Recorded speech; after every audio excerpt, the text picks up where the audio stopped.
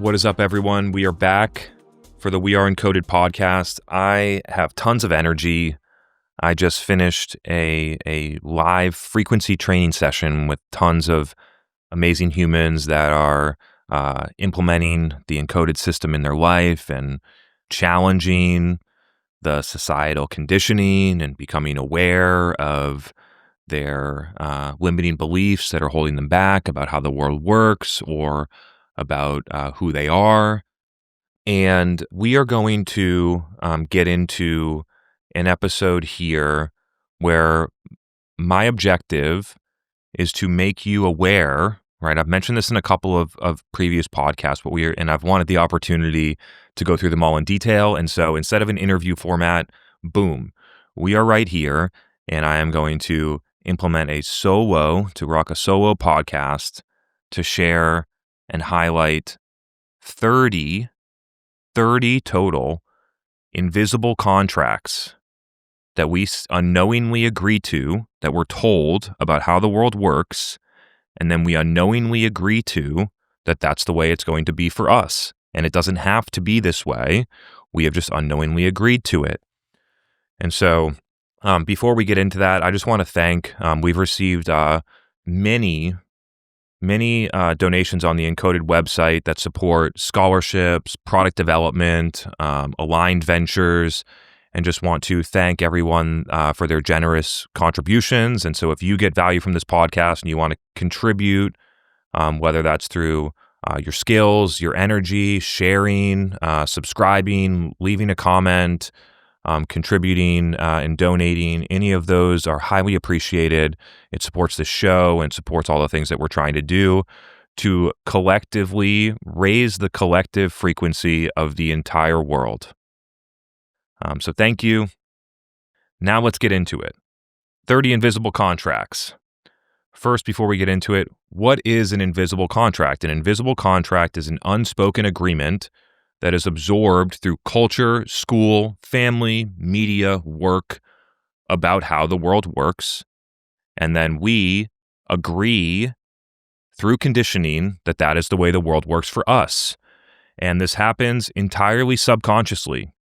And so the objective here is to raise your awareness to all these different contracts and to do some exercises around and we just did this earlier, and I think it's highly productive as we go through these. Imagine that somebody is giving you an actual paper contract, and you have a stack of paper right in front of you about how the world works, about what success means, about productivity is, about how you should get married, whether you should buy a house, all these things that we're going to go through, and say, if somebody gave me this contract about how the world works today, would I sign it?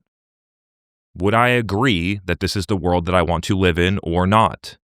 And I challenge you to do that exercise and to go through it. And I will prompt, as we go through it, for certain ones, for an impact, I will prompt you to consider that truth.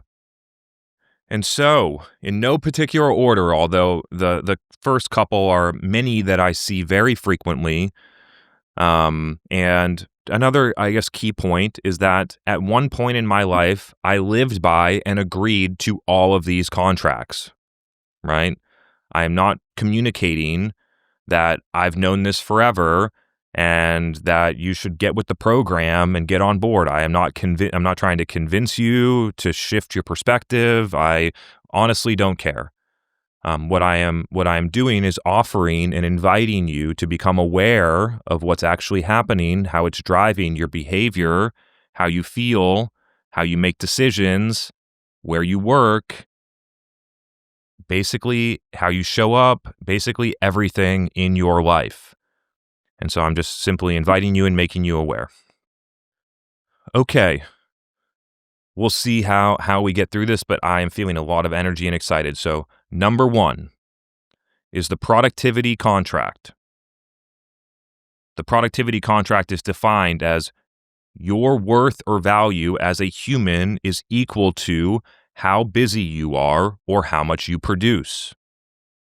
The origin of this contract is in industrial and capitalist efficiency systems that treat humans like machines. Examples of this contract playing itself out subconsciously is checking your email on vacation to prove your dedication to work.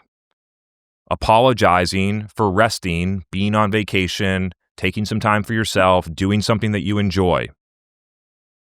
Flexing that I'm so busy as if it's a badge of honor, or being like that you're more important because of how busy you are. Right? Those are examples. The emotional impact that comes from following this contract is chronic guilt, shame, pressure, and never feeling enough. It is self-imposed, right? I can't work enough. I'm always falling behind. I feel shame and guilt if I'm doing something that I love or enjoy or going on vacation. It is a chronic, perpetual cycle when you agree to this contract. Why it's false is that your output is not equal to your value, or how busy you are is not equal to how valuable you are as a human being. Your intrinsic worth, how you show up, how you make an impact, your integrity, how you make other people feel, your intrinsic worth is independent of how busy you are. A new possibility that I'll offer is that we can measure our life and what productivity means by how much energy we have, that we're doing things that energize us, how much clarity we feel about where we're going, who we want to do it with, why we're doing it, and how much impact that we have for others and for ourselves, for the people that we love, right? Not how many tasks we complete or how many fucking meetings are on our calendar. And the prompts that you could consider as you try to unwind this contract is, where are you equating busyness with value? What if your worth was actually about who you are and how you show up? Number 2 is the doing versus being contract. The definition is that our value is in what we do, the actions that we take, not who we are and how we're taking them and what our intentions are behind them. This is a huge one, right? You can leave one job, and because you're in a toxic loop, or you don't get along with your boss or something like that, which is about who you're being and how you're showing up, not about what you're doing. And then you can go and get another job and show up in being the same way and create the exact same situation doing something different. And so the key is to focus on who we're being, how we're showing up, our underlying intentions, why we're doing something, more so than our actions. We can do the exact same thing from two entirely different states of being. The origin of the doing versus being contract is productivity culture, where identity is tied to our output, our job, our credentials, our role. Examples of this are defining yourself only by the job that you have. You feel guilt when you're unproductive. You seek worth through constant action, even just like sitting and being with yourself for an hour to rest and relax is uncomfortable when you follow this contract. The emotional impact that's created from this is emptiness, anxiety, loss of self, and inability to rest or even to enjoy. And I'll offer new possibilities here. A new possibility is that we anchor in our presence, in our resonance, in our frequency. And when we bring how we're being, our state of being of abundance, of incredible pure intentions, of not needing anything from anyone else, and we let our actions flow from there, that we can do the exact same thing in an entirely different way based on who we're being. Next, we have the suffering as success contract. This one is wildly perpetuated on social media by gurus and experts. The definition is that hardship, grind, and sacrifice is what's required for success. That if it's not challenging, hard, that you don't like it, that it's draining, that it must not be valuable. That having joy or doing activities that feel effortless and energizing is being lazy. The origin of this continues to be perpetuated by hustle culture and things like that, but it actually started in the industrial era. Examples would be glorifying 80-hour work weeks. See that on LinkedIn all the time. Skipping sleep to try to get ahead. Glamorizing how busy you are, how much you work, as if it's a badge of honor, right? Emotional impact is burnout, resentment, disconnection from joy. Why it's false is that struggle is not proof of success or proof of worth. It's not. Joy and ease and alignment are signals of mastery and success. A new possibility to consider, right? Because this contract is basically implying that we need to sacrifice all other areas of our life in order to quote unquote be successful. And a new possibility to consider is that true success positively impacts every part of our life. And that when we feel energized and enjoyment and those types of feelings, that state of being fuels achievement instead of all of the sacrifice. Woof. Okay. If we're going to get through all 30 of these, we better pick up the pace. Number 4. Here, we'll cut this down a little bit. Number 4. The time box contract. That life and work must fit rigid time boxes, that we have to put our thing into daily hours, weekly cycles, yearly vacations, retiring at a certain age, all created from factory systems, labor negotiations, corporate policies, pension designs that happened fucking almost 100 years ago. Okay? Examples are sitting at our desk at 4 p.m., even though the work is already done. Living only for the weekend and feeling like Monday through Friday is a total drag and that we only get 2 days to be ourselves or be free or have fun or enjoy our life or whatever that is. Delaying joy, delaying action, delaying doing something that we would love to do until a later date, like retirement or our 30th birthday or whatever, delaying something that we want to do based on these time box constructs, right? The emotional impact is deferred happiness, wasted time, regret. And the new possibility could be that we integrate regenerative activities into our daily and weekly life, that we build a life that we don't need to escape from or retire from, that our life is regenerative, energizing, we do things that we love with people that we love, we don't need to sacrifice and suffer until XYZ date or until our bank account's at a certain amount of money, and then all of a sudden we can live our real life. This is a societal construct. Now, we've gone through 5 of them so far, so I want to pick the one that resonated with you the most. And imagine, you can even grab a bunch of paper, right? And put the paper in front of you. And you can re-listen to the explanation of that contract. And you can say, if somebody gave me the contract and said, this is the way that I'm going to live my life, and it was signed at the bottom, and once you sign at the bottom, that's how your life is forever, would you sign the contract or not?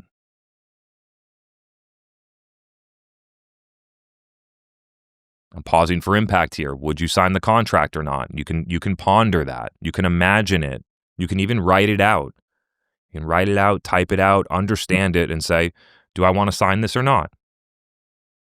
Okay.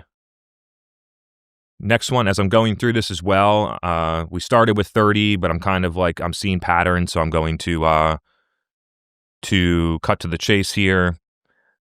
Number 6, I think it's number 6, is the career for life contract.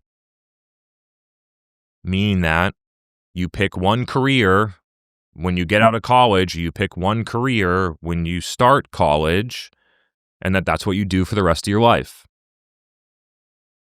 The origin of this was from pension-era job stability, where you worked for the same factory or the same firm from 22 to 65, and then you got a pension, and you lived a very average life, and that was considered And that was a contract that was programmed into everyone. And for some reason, there's not even really pensions anymore. And a lot of people still live by this contract, right? Examples are staying in misaligned jobs because of the sunk cost fallacy, right? I went to college for 4 years to be an accountant, but now that I've done it for 2 years and I realize I don't want to be an accountant, but now because I went to college and now I've done this for 2 years, that this is the only thing that I can do. And then you continue to do something that is not you and you do not enjoy to fulfill this invisible contract, right? You can rip up this contract and you can choose every single day, what are the things that energize me and what do I want to do? A new possibility to consider here is that reinvention is evolution. Reinventing the things that you enjoy, the habits that you have, the people you're around, the place that you live, the tools you use, the things you do, all of this reinvention, we can celebrate that. That's amazing.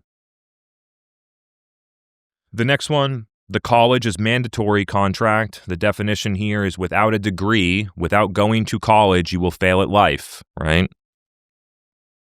That is a major societal programming that drives many people to go to college because they think that's what they should do. Now, I'm not here to shit on college. Everyone can make their own decision. I'm illuminating that this is an invisible contract and that you can be aware of it and decide whether you want to follow it or not.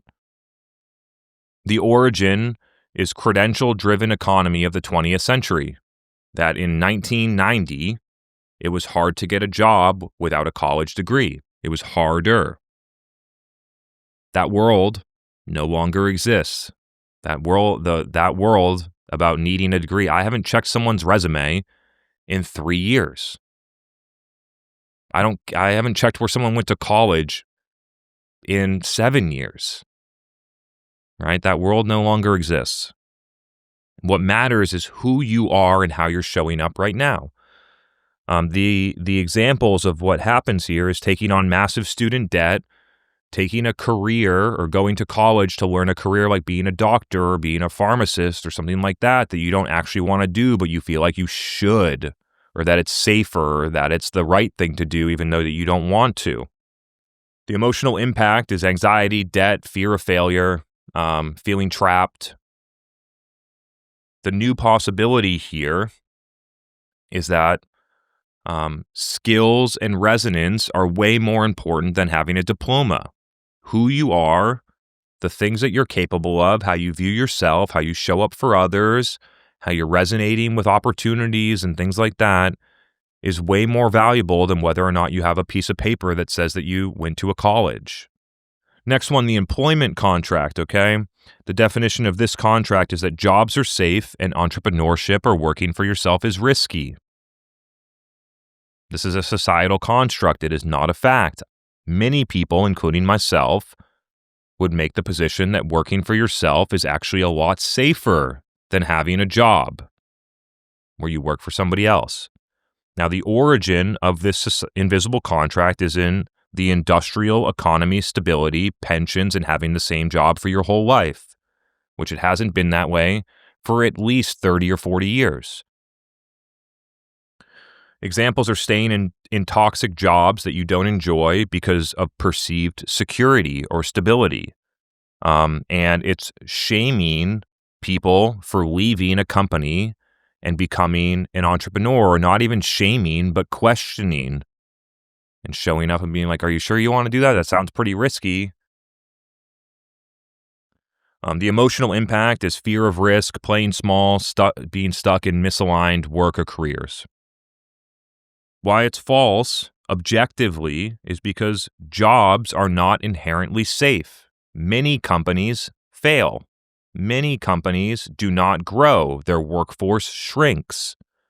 And that true security is in how you show up, how adaptable you are, how creative you are, and the beliefs that you have about yourself. And the new possibility is that safety comes from skills, energy, sovereignty, and freedom, not employers. Your employer and having a job does not make you safe. How you think about that situation and how you agree to this contract, how you think about it is what creates that perceived feeling of safety. And the prompt to consider on the employment contract is, what if you trusted yourself as the safest environment? Trusting yourself. Okay, next one. We got the salary contract. The salary contract, the definition is a fixed paycheck equals safety and value. It comes from the industrial wage labor systems in the 20th century.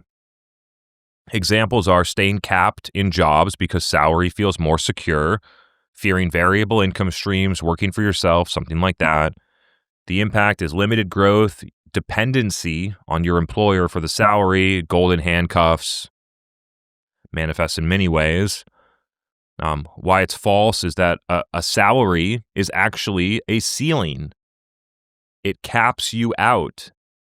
And having that salary does not incentivize or does not create the conditions for you to expand, to grow, to create, to be compensated appropriately for doing that, which, again, as we go back to their contracts, is not about how hard you work. A new possibility could be that we create income that reflects our impact, not how many hours that we work. Okay, most of those were related to work and career, right? So we're going to move into a different section. And the next one is called the success contract. The success contract is defined as success is equal to money, titles, possessions, external milestones, buying a house, getting a Ferrari, getting married, having a partner, going on a vacation, getting a promotion, getting a new job title, anything outside of you that you collect as an award means that you're more successful. The origin of this is consumerism, corporate culture, and post-World War II advertising. And the examples of this are chasing promotions, equating your net worth to your self-worth, buying luxury goods to prove, cars, bags, whatever, to prove your status or to prove your worth. And the emotional impact is chronic dissatisfaction and emptiness after achievement. I know for many people listening to this podcast that, it might be hard to fathom this, but if you look back on your life with other achievements, what happens is that you say, I will feel better when I get this.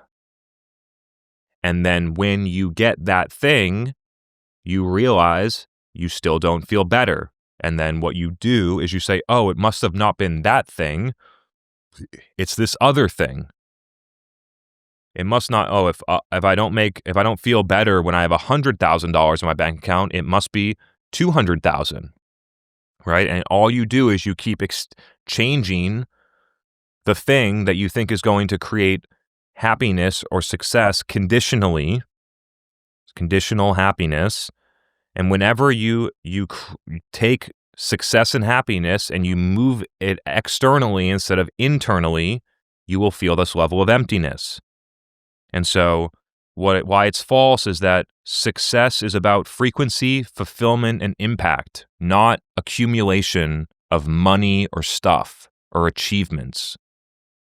And the new possibility for everyone to consider, I'm spending a lot of time on this with the people in Encoded, and you can feel how when people can make this shift, the difference in how they show up and how they feel every single moment, okay?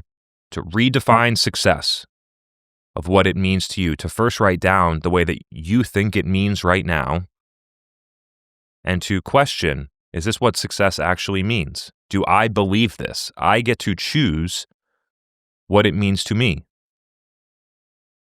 And to consider redefining success as resonance, sovereignty, impact, how you feel, how you're showing up, having freedom in all areas of your life, not just financial, to make decisions around things that have positive impacts across every area of your life. A good prompt if you do some journaling or you do some thinking, is to consider, what would success look like to me if no one else could see it? If nobody else could see it, would buying the Ferrari still mean success to me? If I didn't get to post my Instagram post of my vacation in Europe that 2,000 of my followers would see, would I still go on this vacation? Right? Those are not examples from me. I'm prompting you with ideas, to be clear. Okay, next one. The house as a good investment contract. For those of you that listen to the podcast, you've heard me mention this before, but let's go into detail. The definition is that owning a house equals maturity and stability, and that it is a smart financial decision. The origin is post-World War II housing policies and suburban ideals. Examples are buying a house because you think it means you're more successful, or that because you think that having 5 bedrooms is better than 3 bedrooms, or that you tell yourself a story around how it's a good investment and that it's a smart thing to do. Now, everyone can do whatever they want, and I'm not here to create any controversy, to be clear. You want to buy a house, you have a house, do you? But to question and to actually do the math about, is this actually a good investment? And when you look at it, you will find that what it actually is a lie that banks have told you about how good it is so that they can sell you a mortgage, charge you 6% interest, and all the other expenses that go with it, and then you have to pay that house off forever. And that if you can't pay it off, they just take the house back and they give it to somebody else. So something to consider there. Okay, let's keep it rolling here. We got the scarcity contract. The definition of the scarcity contract is there's never enough. There's never enough time. There's never enough opportunity. I'm not lucky. I don't have enough luck. I don't have enough money. There's never enough. And the origin of this is survival programming and economic scarcity models. And the examples of this are hoarding, competition, fear-based decision-making, all incredibly low tier 1 frequency states of being and the actions and intentions that come from them. Why it's false is that scarcity is often a perception. It is a belief. It is not a reality. And that abundance does exist. If you actually look at it objectively, you will agree there is effectively an infinite amount of money on this planet. When you combine all the different assets, companies, real estate, fiat, crypto, all that different stuff, and you add it all up, it's basically infinite. And when we have that approach, we literally, just changing that belief about how we decide to perceive the world changes everything. It changes how we show up. It changes how we feel, the decisions that we make, our state of being, the opportunities that come to us, everything. And so a new possibility is adopt a frequency of abundance, of expansion, of that everybody can win. Everybody can do their thing. We can share, we can trust, we can expand, we can fuel each other's growth, right? Competition only exists in low frequencies. If you look at all the people, if you're in a company and all your company does is talk about what your competitors are doing, you're most likely in a tier 1 company because competition does not exist in higher frequencies. Everybody can win. You can focus on yourself and how you feel, and it doesn't matter what anybody else is doing. Okay. Next one, we have the approval and validation contract, which means that our self-worth comes from external applause and validation from others. And the origin and how this contract gets programmed into our brain is from school grades, performance reviews and work, social media metrics, things like that, and examples of how you subconsciously follow this contract. And like I said at the beginning, I have followed all of these contracts throughout my life. I'm aware of them now, and I can choose whether or not to agree to it anymore. And to be totally honest, I have detached from I'm not sure I can say all, but basically all of these contracts. And you can too if you choose to. Examples of the approval and validation contract are posting for likes, chasing awards, waiting for your boss's recognition or somebody else's approval before doing something. And the emotional impact is dependency, insecurity, lack of sovereignty and freedom, lack of trust in yourself. And why it's false is that external approval reflects, it doesn't define your value. And so a new possibility is when you lead from your own intuition and your own trust, not outer scoring, you feel a whole different state of being. You feel a whole different level of freedom, a whole different level of security when you are not relying on somebody else to validate your worth, your decisions, your stuff. And over time, you realize, oh, I always knew what was best for me. I didn't need that advice from that person. I didn't need their approval. I didn't need their like or their comment or anything. The competition contract, let's keep going with this. The competition contract means that success is beating others, that in order for us to win, that somebody else or everybody else needs to lose. This is incredibly low frequency. The origin is scarcity models, grading curves, sports metaphors that find their way into business and life. Now, examples of this are copy and competitors, zero-sum sales tactics, comparing yourself, your career, your bank account, whatever, comparing anything to somebody else. And the emotional impact that you feel is you feel anxiety, envy, jealousy, never enough. When you spend so much time focusing on everybody else and comparing yourself to them instead of just focusing on your life, on your business, on your customers, on your happiness. Why this is false, someone else winning does not mean that you lose. This is a total facade. It is totally made up. Just because someone else is winning doesn't mean that you lose. And just because that you win doesn't mean that everybody else can't win too.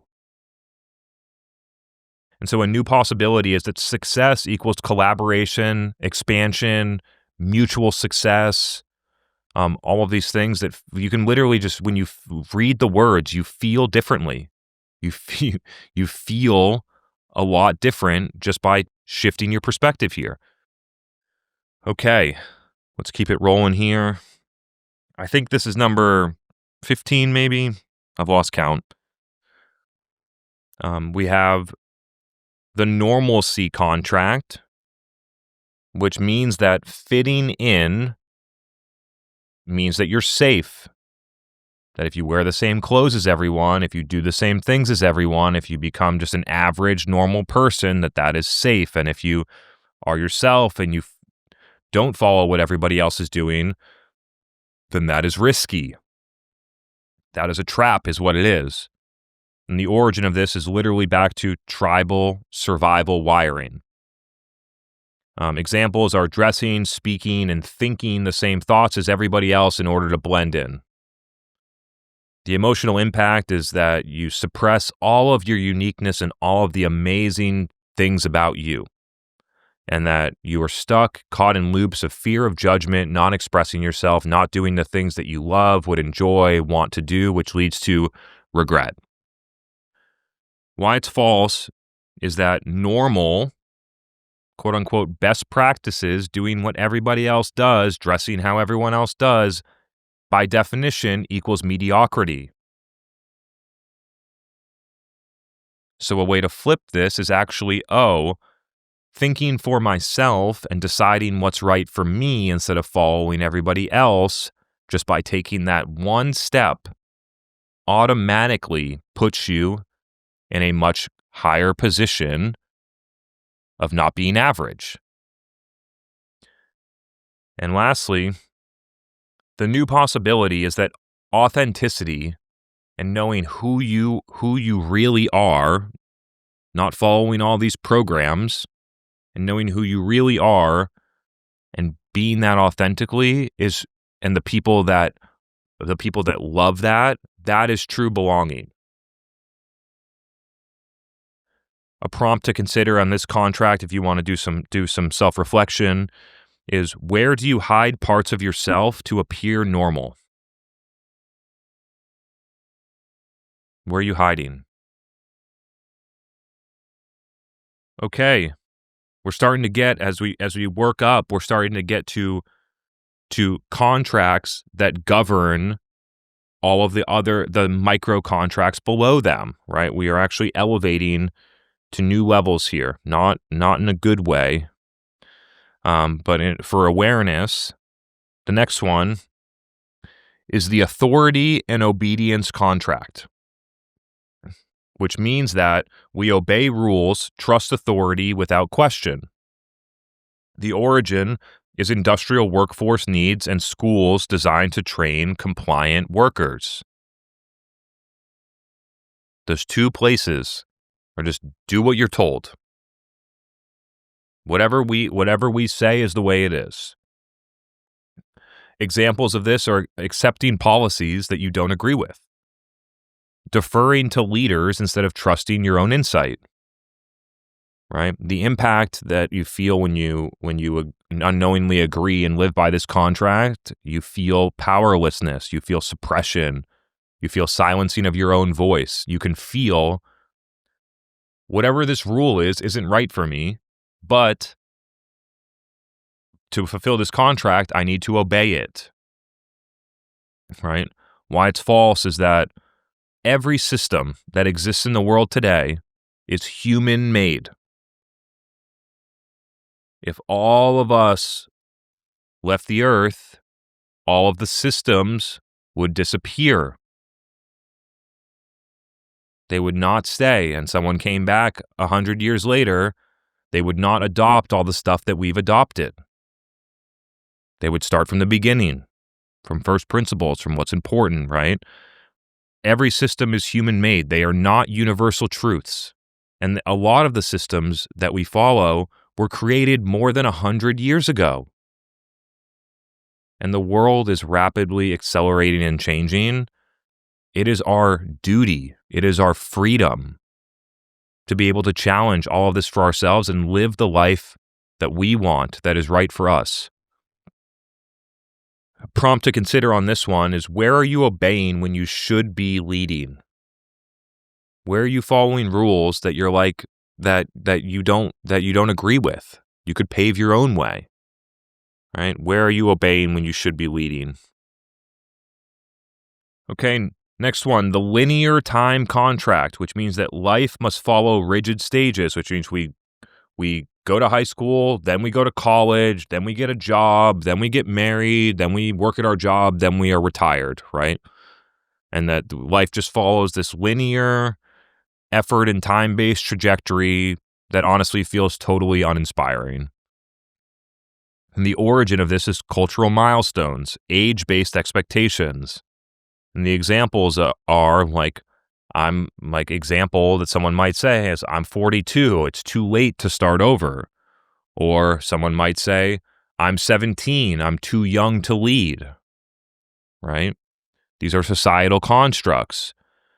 Emotional impact is fear of being behind, fear of falling behind. Why it's false is that time is nonlinear. Transformation can happen anytime. Evolution for you can happen at any time. You are able to shift and make that choice whenever you want. And a new possibility is to embrace the concept of evolution and transformation at any age. To embrace all of the possibility and the vision, and to not follow prescriptively the rules of I'm supposed to do this by this age, or I'm supposed to do this by this age. Oftentimes, that leads to comparison, unfulfilled, and honestly, regretful decisions. Okay, let's keep it rolling here. We've already been through conditional success and conditional happiness. We could talk about the healthcare contract.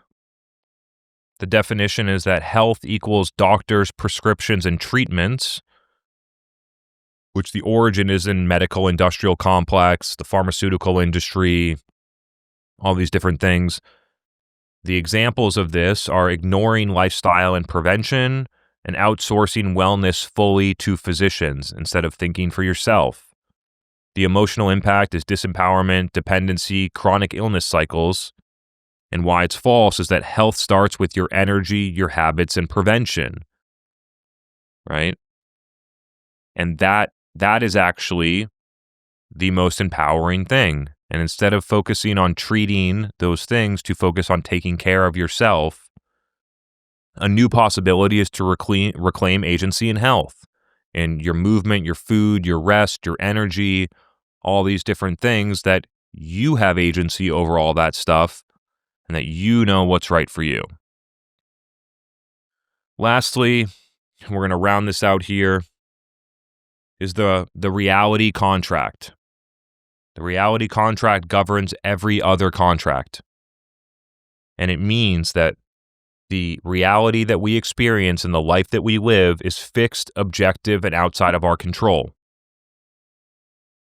Everything that we experience is the way that it is, or everything that we've been told about, it's even better, the way that we've been told that the world works is the way it is.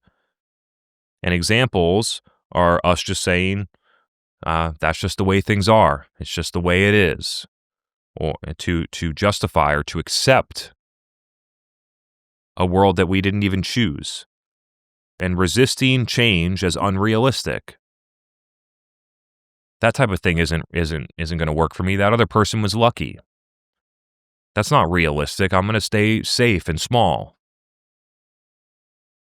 Right? The emotional impact of following the reality contract is helplessness and lack of imagination.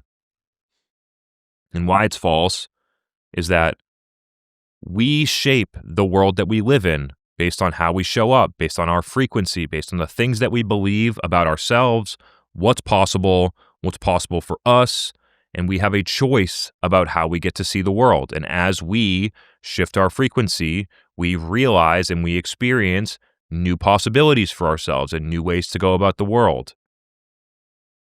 And so a new possibility for you to consider is that you are a shaper of your life. You are a shaper of the world that you experience. You are not a passenger of it. It's not happening to you. You are co-creating it through your frequency, your thoughts, your emotions, your actions, and your intentions. That was a lot, right? There was a lot going on there. There was a lot. You can feel the overlaps in some of the contracts. And there are actually way more. Like I went through, I didn't lost count, but maybe like 20 or 25 of those contracts. And there are way more. There could be thousands, right? And part specifically of elevating our frequency from middle of tier 1 into breaking into tier 3 frequency tier is to detach, to become aware of this societal programming, to realize this programming is not mine. I did not choose this. I did not create it. I inherited it. It was given to me and programmed to me, to realize that, and then to consciously detach from them. And when you detach from them, and when you, instead of being in it, you step outside of it and you look at it and you say, this doesn't even make any sense. This doesn't make sense for me. I'm going to choose what I feel is right for me instead of agreeing to all these things that I've been told, right? And this is not about being a rebel. This is not about rebelling. This is not about creating conflict or arguing with people or anything. This is about having freedom and sovereignty over your life and about what you choose to experience and how you choose to make decisions and live your life. So I'm going to prompt one more time for maybe when I went through that, there was like a couple of them that you're like, that one. That's the one that's showing. And when I go through it with people, usually there's one or two. Like they're following a lot of the rules, but there's one or two that are the most prominently negatively impacting their life, their decisions, the emotions that they feel, how they're showing up for their family or everyone else. And so if you can define those, you can literally print it out. You can print out the contract. You can have a signature line at the bottom. You can read the contract and you can say, is this how I want my life to be? And then you can decide, am I going to sign this contract or am I going to rip it up? Am I going to burn it? Am I going to throw it in the trash? Am I going to not agree to this? Maybe I'll edit it and I'll write my own contract about what this means to me and what I'm choosing for. And then I'm going to sign a new contract about how I'm choosing it, right? There is incredible power, right? What I just said, it feels simple. It is incredibly empowering. Yeah, incredibly empowering. And so with that, I've wanted the opportunity to go through that and to create the awareness and the detail and the understanding of all of these different things about society that we unknowingly agree to. And that was what we just got to do. I've also been wanting to so much to be able to just come on here and speak in a solo podcast format. And I just really, really enjoyed that. That was a very regenerative activity for me to be able to get that out and to share that with all of you. I hope it was insightful. I hope it was it got you to raise your awareness and to think about this and to create empowerment. When I create content right now, my North Star is, does this leave people more empowered and more energized than before? And so that is my North Star. If only 5 people listen to this podcast, but all 5 people that accomplish that is the most amazing thing ever. And so I hope that was the intended impact. I hope that landed for you in that way. And we'll be back again for the next one. Thank you all for being here, and we'll catch you on the next one. Hey everyone, thanks for tuning in to the We Are Encoded podcast. I hope this episode left you inspired, expanded, and a little more activated. At Encoded, we believe frequency is a human skill, one that can be learned, trained, refined, and elevated. Frequency training is the next evolution of human development, and we're building tools, frameworks, and experiences to help you measure frequency, stabilize it, and expand it through repeatable, structured training systems. Our mission is massive: to shift the frequency of humanity and positively impact millions of lives. If you felt the resonance and want to support the Encoded mission, you can donate at weareencoded.com/donate. Donations support the production of this podcast, new product development, and scholarships to bring the Encoded system to young adults and children across the world. If you feel the resonance, we'd love and appreciate your support. I'm your host, Chris Walker, signing off for now. Until next time, be great and keep your frequency high.